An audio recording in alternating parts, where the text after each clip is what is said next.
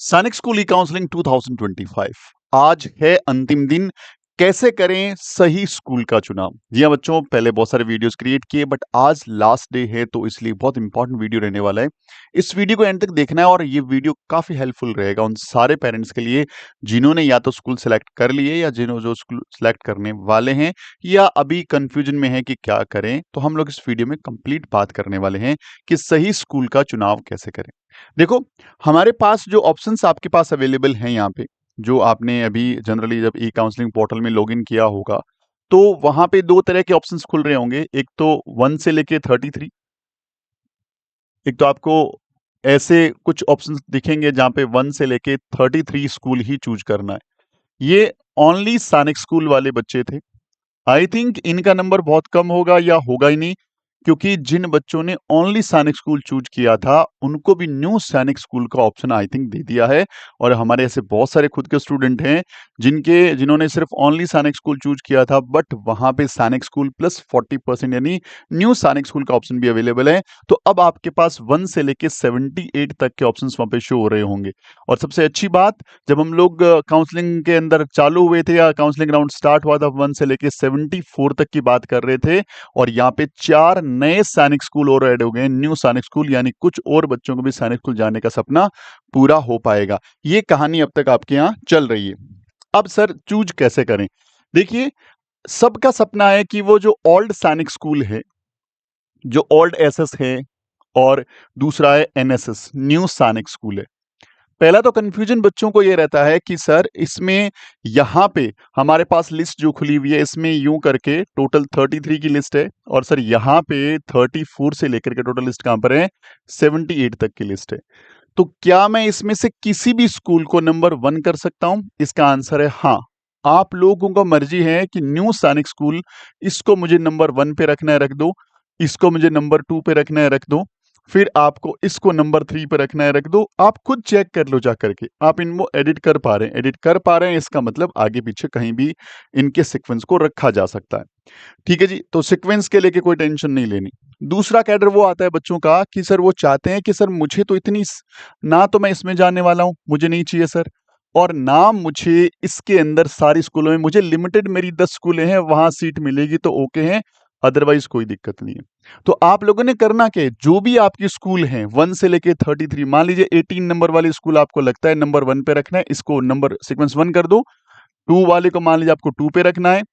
33 वाले को मान लीजिए आपको 3 पे रखना है। फिर मान लीजिए यहाँ पे सपोज दैट 15 नंबर स्कूल है, इसको 4 पे रखना है। आप इनको एडिट करके नंबर दे दो। आप जिन स्कूलों को 1 से लेके 10 तक नंबर देंगे वो 10 तक हो गया। अब बची हुई स्कूलों का क्या, सर मुझे तो नहीं चाहिए, लेकिन फिर भी देखो इस लिस्ट के अंदर तो शो तो जरूर होगी वो। अब आपने जितने भी 10 स्कूलें चूज करी हैं, बची हुई स्कूलें अल्फाबेटिकली 11 से लेकर के 33 तक ये अरेंज हो जाएगी और इनमें से आपने कुछ भी चूज नहीं किया तो ये 34 से 78 तक रहेगी और अल्फाबेटिकली रहेगी। जब आप प्रिंट ऑप्शन पे क्लिक करोगे, प्रिंट ऑप्शन अभी हाईलाइट नहीं हुआ है, 21 तारीख को जब यानी आज रात को आई थिंक ये हाईलाइट हो जाएगा, फिर आप उसको अपनी चॉइस की जो क्या कर सकते हो, प्रिंट भी निकाल सकते हो। अब कहानी है सर चूज कैसे करें। हम लोग अब भी कंफ्यूजन में हैं, या फिर हमने जो सिलेक्शन किया वो सही है या नहीं है। देखो बच्चों, उसके लिए जरूरी क्या है कि सबसे पहले तो सीट मैट्रिक्स के बारे में पता होना चाहिए कि कहां पे कितनी सीट है, आपकी स्टेट में कितनी सीट है होम स्टेट के लिए, और आपकी कैटेगरी में कितनी सीट है, ताकि आपका कंपटीशन आपके स्टेट में आपकी कैटेगरी के साथ है। आपके मान लीजिए कोई स्टेट मैंने लिया राजस्थान और एक मैंने कैटेगरी लिया ओबीसी और वहां पे सपोज दैट 20 सीट्स अवेलेबल हैं होम स्टेट में। अब आपने देखा कि आप राजस्थान में ओबीसी कैटेगरी में आपका मेरिट क्या है, आपका रैंक क्या है। आपका रैंक यहां पे सपोज दैट अंडर 20 है तो टेंशन ही नहीं है, 20 तक तो कोई टेंशन ही नहीं है, 20 तो आपकी सीटें कंफर्म है। राजस्थान में आप ओबीसी में यदि अंडर 20 में आ रहे हैं तो 100% आपका श्योर सिलेक्शन जो राजस्थान का होम स्टेट है उसके अंदर हो जाएगा। आपका रैंक अंडर मान लीजिए 30 में है तो भी काफी हद तक चांसेज है, काफी हद तक चांसेज हैं 30 तक की रैंक है, क्योंकि राजस्थान के जो टॉपर बच्चे हैं हो सकता है कि उनके जो फेवरेट लिस्ट में राजस्थान के स्कूलों से पहले मान लीजिए घोड़ाखाल, कुंजपुरा या कोई दूसरी स्कूल से, तो वो वहां पे अप्लाई करेंगे तो कुछ लोग वहां चले जाएंगे, कुछ लोग जो हैं मेडिकल अनफिट हो जाएंगे, कुछ लोगों का डॉक्यूमेंट सही नहीं होगा और कई लोग फीस अरेंज नहीं कर पाएंगे, तो इन बच्चों का चांसेस बन जाएगा। अब इन बच्चों की मान लीजिए रैंक है 40 तक, चलो फिर भी आप उम्मीद लगा के बैठो, जस्ट डबल हो रहा है। 50 तक भी चलो ठीक है, कुछ हद तक आप थोड़ी थोड़ी उम्मीद लगा सकते हो। लेकिन यदि आपकी यहाँ पे रैंक 100वीं है, आपकी रैंक 150 है, तो यहाँ पे फिर आप होम स्टेट में उम्मीद लगा के बैठे, ये ठीक नहीं है। अब कुछ ऐसे देखिए, ये तो होम स्टेट की कहानी, आप हर स्टेट को इस रैंक से चेक करो, हर स्टेट को अपने अपने स्टेट को चेक करो। अच्छा, आपको स्टेट को चेक करने में दिक्कत आ रही है कि आपकी rank wise category wise rank कौन सी है, स्टेट वाइज रैंक कौन सी है, तो मैं आपको इसका सोल्यूशन दे रहा हूं पहले तो, ताकि आप जल्दी से इसको कर पाए। देखो, ये हमारा ये कोर्स हमने लॉन्च कर रखा है एप्लीकेशन के ऊपर। ये कोर्स लिखा हुआ है कि भैया डाउनलोड पीडीएफ करें, चॉइस फिलिंग के लिए करें, कैटेगरी वाइज, स्टेट वाइज और जेंडर वाइज। हमने क्या किया, पूरे इंडिया के डेटा को सारे स्टेट्स में अलग अलग बांट दिया। जितने राजस्थान के बच्चे हैं, उनका पीडीएफ अलग बना दिया, बिहार का अलग बना दिया, महाराष्ट्र अलग बना दिया, जम्मू कश्मीर अलग बना दिया, पंजाब अलग बना दिया, हरियाणा अलग बना दिया। एक तो सारे बच्चे अलग अलग हो गए मेरिट लिस्ट के अकॉर्डिंग, इंडिया की जो मेरिट लिस्ट निकली थी उसके अकॉर्डिंग। अब उसके अंदर हमने डाला कैटेगरी, राजस्थान के अंदर आए तो राजस्थान में पहले हमने डाला जेंडर, डाला कि लड़कों को अलग कर दिया पूरों को और लड़कियों को अलग कर दिया। फिर मैंने लड़कों में क्या किया, हमने कैटेगरी डाला कि चलो ओबीसी वाले बच्चे एक साथ ही रहे, तो उनका एक ही अलग ही टेबल बना हुआ है, ओबीसी का, जनरल का अलग टेबल बना हुआ है, एससी का अलग टेबल बना हुआ है, एसटी का अलग टेबल बना हुआ है। इन पीडीएफ को यूज कैसे करना है, क्योंकि टाइम बहुत कम है। आपने जैसे ये कोर्स लिया, ये कोर्स है 32 रुपए का, 32 रुपीज का कोर्स है ये, 32 रुपए आपको इसके लिए पे करने। ये कोर्स कैसे लेना है मैं पहले बता देता हूँ। कोर्स बहुत ही आसानी से ले सकते हो। देखो, ये क्लास 6 का है, इसी ढंग से क्लास 9th का है। इस कोर्स को लेने के लिए प्ले स्टोर से द गुरुकुल इंस्टीट्यूट का ऐप इंस्टॉल कर सकते हो। इस लोगो को देख लो, इस लोगो के साथ, और उस के अंदर हमारा कोर्स दोनों लॉन्च किए हुए। फिर भी ये भी होच पोच में लोगो ऐप डाउनलोड करना, ये करना, it will take some much time. तो एक बहुत आसान रास्ता आज के लिए हमने खोल दिया है। सर, इस क्यूआर कोड को स्कैन करके, इस क्यूआर कोड को स्कैन करके मात्र आपने करना क्या है, इस क्यूआर कोड स्कैन करके 32 रुपए इस पे सेंड करने, 32, और सेंड करके उसका स्क्रीनशॉट यहां भेज दो। बस इस क्यूआर कोड को स्कैन करो, 32 रुपए आप इसमें सेंड करो और यहां भेज दो, साथ में लिख दो क्लास, कि सर आपको कौन सी क्लास का पीडीएफ चाहिए। हम लोग आपको तुरंत आपके जिस नंबर से इस क्यूआर कोड से पेमेंट किया हुआ रिसिप्ट आएगा, हम उस पर सारी पीडीएफ डाल देंगे। क्योंकि कई सारे पेरेंट्स ऐसे हैं जिनको इनके बारे में नहीं पता, या टेक्निकल एरर की वजह से, क्योंकि बहुत सारे लोग एक साथ ऐप इंस्टॉल कर रहे होते हैं, तो हमारे साथ ऐसी चीजें हो रही है कि एक साथ बल्क में जब ऐप इंस्टॉल होता है तो ऐप भी कई कई टाइम अच्छे ढंग से रिस्पॉन्ड नहीं करता। तो उस सिचुएशन में आपको कुछ नहीं करना, सिंपली इस क्यूआर कोड को स्कैन करना है, 32 रुपए भेजने हैं, इस नंबर पे उसका स्क्रीनशॉट भेजना है, साथ में लिखनी है भाई कौन सी क्लास है, छठी का चाहिए हम भेज देंगे, 9th का चाहिए, हम पूरे इंडिया की पीडीएफ भेजेंगे आपको। ऐसा नहीं है कि आपके स्टेट की, पूरे इंडिया की आपके पास पीडीएफ आएगी। उससे सर थोड़ा सा फायदा क्या, अब इसको समझते हैं यूज कैसे करना है। इसको लेने का तरीका मैंने बता दिया, अब इसको यूज कैसे करना है, आपको ये चॉइस फिलिंग में हेल्प क्या करने वाली है। देखो, अब आपके पास पीडीएफ आ गया। सबसे पहले तो आपको होम स्टेट में जाना है, अपने जो पीडीएफ हम आपको सेंड करेंगे उसके अंदर होम स्टेट में जाना है। अपने स्टेट में जैसे आप उस पीडीएफ को ओपन करोगे ना, तो उसमें कैटेगरी वाइज और जेंडर वाइज बहुत सारी टेबल्स बनी हुई है। जैसे सपोज दैट कोई एससी का बच्चा है, तो वो अपने होम स्टेट में जाएगा, उसका पीडीएफ खोलेगा, और एससी मेल है तो मेल, और फीमेल है तो फीमेल का, बॉयज गर्ल्स का वो देख लेगा, मेल फीमेल में उसको देखेगा, तो उसको यहाँ पे टेबल दिखेगी। इस टेबल के अंदर क्या होगा, उस बच्चे का नाम जरूर मिल जाएगा, और इस बहाने वो ये देख पाएगा कि उसके खुद के स्टेट में, खुद की कैटेगरी में उसका रैंक कौन सा है। जैसे उसको पता लगा कि मेरे यहां सीटें जो हैं वो 8 हैं और मेरा जो रैंक है वो 6वां है, 6th नंबर रैंक है, वो डैम श्योर आपको होम स्टेट मिल जाएगा। कहानी खत्म, आपने नंबर 1 पे इसी को रखना है। आपने देखा कि सर इसके अंदर सीटें तो 8 है, लेकिन आपका जो रैंक है वो मान लीजिए 20वां है, तो भैया चांसेस बहुत कम दिख रहे हैं आपके कि यहाँ पे सीट मिले। अब आपको साथ में अदर स्टेट में भागना पड़ेगा। लेकिन अदर स्टेट में ये लोग भी कंपटीशन में आ भी सकते हैं और नहीं भी आए। देखो, अब आपने क्या किया, अदर स्टेट में गए।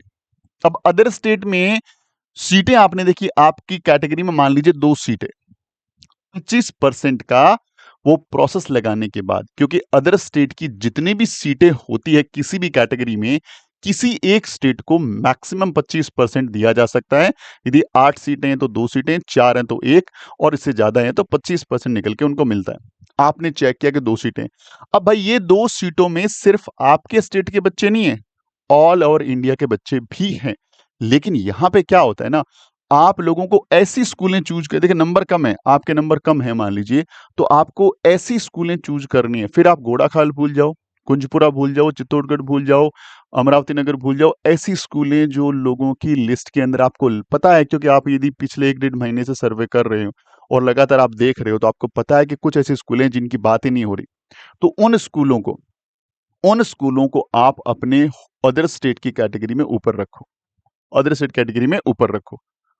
तो उससे क्या होगा कि जिस स्कूल की बात कम हो रही है, जिस स्कूल को लोग, देखिए जिन बच्चों के थोड़े से भी ठीक ठाक नंबर है, तो वो अदर स्टेट में सबसे पहले तो घोड़ाखाल डालेंगे, चित्तौड़गढ़ डालेंगे, कुंजपुरा डालेंगे, अमरावती नगर डालेंगे। तो ऐसे अच्छी जो स्कूलें हैं जिनके बात लगातार नेट पे चल रही है, वो लोग वहां पे डालने वाले। हमें उनका उल्टा करना है। हमें उन स्कूलों को तो एकदम लास्ट में रखना है, क्योंकि वहां नंबर तो वैसे ही नहीं आना अपना। जब अपने को पता है कि वहां नंबर नहीं आ रहा, तो उनको स्कूल में क्यों भरे। हम लोग वो स्कूलें ऊपर रखें जिनकी बात या जिनकी मेरिट, अच्छा इसके लिए आप क्या देखो, कट ऑफ देख लो। जो कट ऑफ है प्रीवियस ईयर की, वो आपको कहां मिलेगी, AISSAC वाली वेबसाइट के ऊपर कट ऑफ डाल रखी है। मैंने बहुत सारे वीडियो में बता रखा है, वो डाउनलोड कर लो, कट ऑफ देख लो। जहां पे लग रहा है ना कि कट ऑफ आपको लग रहा है कि यहां पे कम रही थी, इसका मतलब वहां पे लोग कम ही अप्लाई करते हैं, तो वो रह गया। तो ये सारी कहानी, ये जो हमारा पीडीएफ है, वो आपको हेल्प करेगा अपने होम स्टेट में अपने आप को जज करने में। साथ साथ में अदर स्टेट की सारी पीडीएफ में आप देख पाएंगे कि भैया दूसरे स्टेट में आपसे ऊपर कितने बच्चे हैं, तो आप अपने मार्क्स और उन बच्चों के मार्क्स अकॉर्डिंग कैलकुलेट कर सकते हो। और उससे क्या होगा कि आपको एक टेंटेटिवली आइडिया हो जाएगा कि कौन सी स्कूल को हम लोग फर्स्ट चॉइस रखें, कौन सी को सेकंड चॉइस रखें, कौन सी को थर्ड चॉइस रखें। और अभी भी आपने जाके देखा है, तो एक बार के लिए 32 रुपए वाली पीडीएफ लेकर के आप एक काम करो, अपने जो लिस्ट बनाई है उसको चेक दोबारा से कर लो, क्योंकि यहाँ पे फिर रिग्रेट नहीं होना चाहिए आप लोगों को, क्योंकि बहुत लिमिटेड चीजें हैं। और आपको पता होना चाहिए कि अभी सबसे पहले राउंड 1 का रिजल्ट आएगा, और राउंड 1 के जब रिजल्ट आएगा तो मैक्सिमम सीटें हैं वो फिल हो जाएगी, याद रखना मैक्सिमम सीटें हैं वो ऑक्यूपाइड हो जाएगी। राउंड 2 में सीटें बहुत कम बचेगी, फिर आपको चॉइस फिलिंग का ऑप्शन नहीं मिलेगा। फिर इसका रिजल्ट आएगा, उसमें से जो रिमेनिंग सीटें फिर फिल हो जाएगी, फिर इसमें और कम सीटें बचेगी। तो इसी ढंग से राउंड कितने चलेंगे, 1 से लेके 6 तक राउंड चलेंगे। तो जैसे राउंड आगे जाएगा, आगे जाकर के आपको सीट मिलने की उम्मीदें धीरे धीरे कम हो जाएगी। रीजन क्या है ना, कि वहां पे नंबर ऑफ सीट्स ही कम बची है। जब नंबर ऑफ सीट्स कम बची है, तो आपके नंबर पहले से कम है, तो दिक्कतें ज्यादा हो सकती है। तो जरूरी है कि इस फर्स्ट में, जब आप फर्स्ट राउंड का जो रिजल्ट है, वो लगभग डिसाइड कर देगा कि आपका क्या स्थिति है, क्या कंडीशन है। क्योंकि उसके बाद राउंड 1 की कट ऑफ भी आ जाएगी। उसके बाद हम लोग ये भी देख पाएंगे कि हो सकता है वेटिंग लिस्ट दोबारा से जारी कर दें वो लोग, क्योंकि अभी जो वेटिंग लिस्ट है उसके अंदर वो डेटा आपका एप्लीकेशन फॉर्म वाला लेके चल रहे हैं। और अभी जैसे ये लॉक हो जाएगा, तो हो सकता है कि उनकी अपडेट वेटिंग लिस्ट आ जाए जो उनकी खुद की साइट पर है। तो वो फिर हमें एग्जैक्टली बता पाएगा कि हम लोग कहाँ स्टैंड कर रहे हैं, राउंड 3, राउंड 4, वहां एग्जैक्टली डेटा या सीन क्लियर हो जाएगा। तो जरूरी है। अब बात आती है सर कि न्यू सैनिक स्कूल का क्या करें।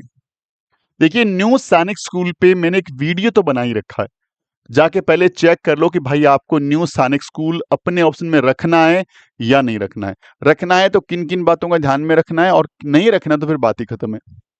अब रखना है तो न्यू सैनिक स्कूल को सबसे पहले देखिए अपना पॉकेट चेक करना है, क्योंकि बहुत ज्यादा फीस रहती है इनकी, नंबर 1 बात।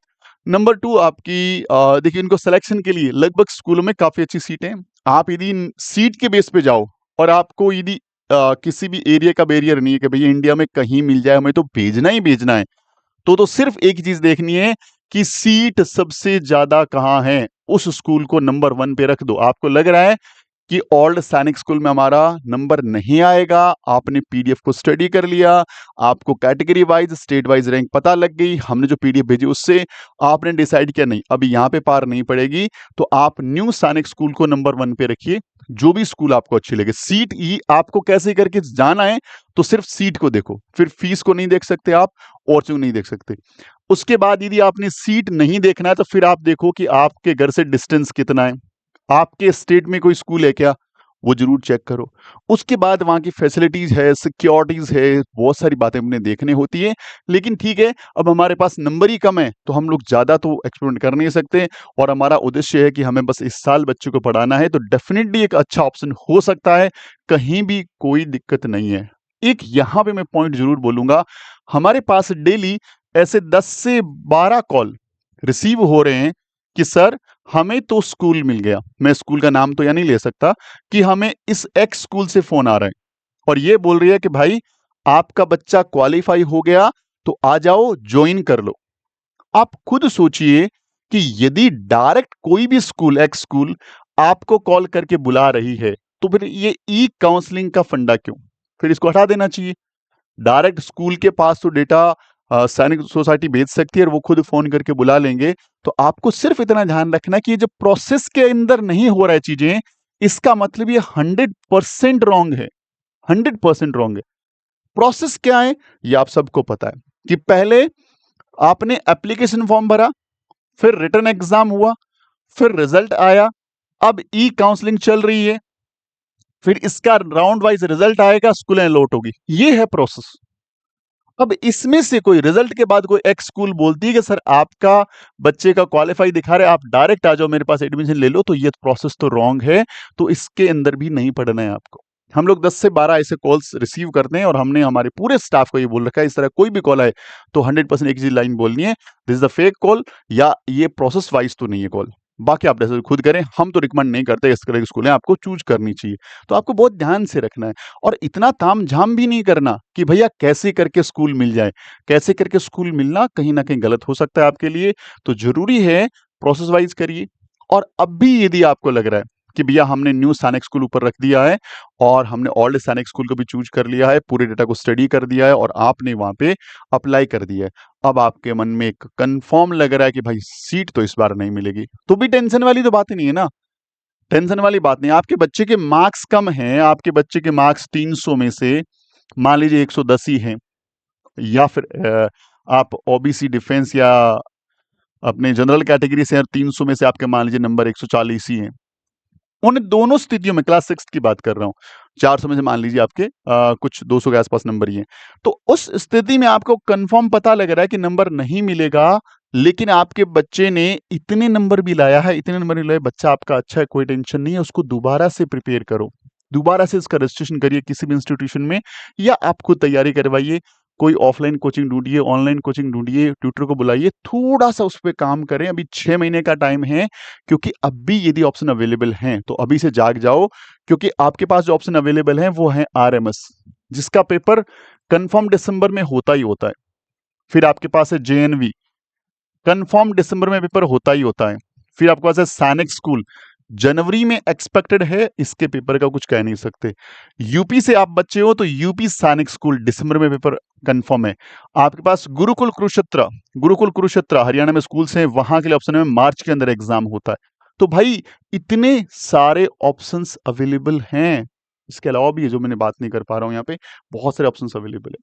क्लास 6 में यदि आपका चांस खत्म हो गया है, कोई टेंशन नहीं है, गो फॉर 9th क्लास। इन दोनों के बीच में आप कहीं खड़े हो तो एक बहुत बड़ा ऑप्शन जो है जिसका नाम है आरआईएमसी। आरआईएमसी भाई, कई लोग बोलते हैं कि सर मेरे बच्चे का जब 6th क्लास के सैनिक स्कूल के पेपर में ही 150 नंबर है 300 में से, तो ये क्या आरआईएमसी पास कर देगा? पॉसिबल नहीं है भाई, क्योंकि यहाँ पे सीट एक ही है। मैं ये बोलूंगा कि आपको लग रहा है ये बच्चा नहीं कर सकता, हो सकता है इस बच्चे को 150 लाने में, 150 नंबर आए, कहीं ना कहीं कोई दूसरे रीजंस रह सकते हैं। इस बच्चे को उतनी अवेयरनेस नहीं थी, जिन टीचर्स ने पढ़ाया उन्होंने प्रॉपर ढंग से नहीं टीच किया होगा, या इसको प्रॉपर रिसोर्सेज नहीं मिले होंगे, बहुत सारे रीजन हो सकते हैं। इसको एक बार आपको ये थॉट हटा करके नहीं कर सकता, एक बार इसको आरआईएमसी की अच्छे से तैयारी कराओ। नहीं होगा कोई दिक्कत नहीं है। इस प्रोसेस से, इस एग्जाम का पहले सिलेबस देखो, पिछले सालों के पेपर देखो, इनके तैयारी का प्रोसेस देखो, फिर आप जान पाएंगे कि इस प्रोसेस से निकलने के बाद सीखता कितना है बच्चा। जब चीजों को सीखेगा, तो ही हम उसके बारे में जज कर पाएंगे कितना कर पा रहा है। तो ये भी हमारे पास एक ग्रेट ऑफर है, ऑप्शन है। आप अपने बच्चे के मार्क्स मत देखिए और ये भी मत देखिए कि आरआईएमसी में तो एक ही सीट है। यदि आप सही ढंग से सैनिक स्कूल के डेटा को स्टडी कर रहे हो तो आपको भी पता है कि आपके कैटेगरी में कुछ ऐसी जगह है जहाँ पे एक ही सीट है। तो कंपटीशन तो सब जगह ऐसा ही है। आरआईएमसी मानता हूँ कम है, एप्लीकेशन फॉर्म ही कम आते हैं, तो कंपटीशन कम है। थोड़ा ढंग से करिएगा। तो हमारे पास ऑप्शन अवेलेबल है, बिल्कुल टेंशन नहीं लेनी है आप लोगों को। अब कहानी है कि यदि आपको अगले साल की तैयारी करनी है तो हमारा कॉम्बो बैच लॉन्च हो चुका है। सैनिक स्कूल, राष्ट्रीय military school, Navodaya school, UP सैनिक स्कूल, सबके लिए तैयारी हम लोग करवाते हैं और इस पे एक महा ऑफर भी चालू है। उसका एक वीडियो भी आपके पास आ जाएगा कि क्या महा ऑफर भी चल रहे हैं इन बैचेस पे। और अगर आपका सपना राष्ट्रीय इंडियन मिलिट्री कॉलेज देहरादून दिसंबर 2025 है तो नए बैचेस चालू हो चुके हैं। इसका पूरा डिटेल वीडियो हमने अपलोड कर दिया। ये हमारा हेल्पलाइन नंबर जरूर आपने नोट डाउन भी कर लिया होगा। इस क्यूआर कोड से हमारा व्हाट्सएप चैनल ज्वाइन किया जा सकता है। Thank you very much.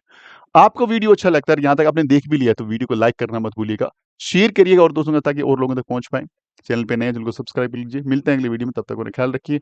जय हिंद, जय भारत, वंदे मातरम।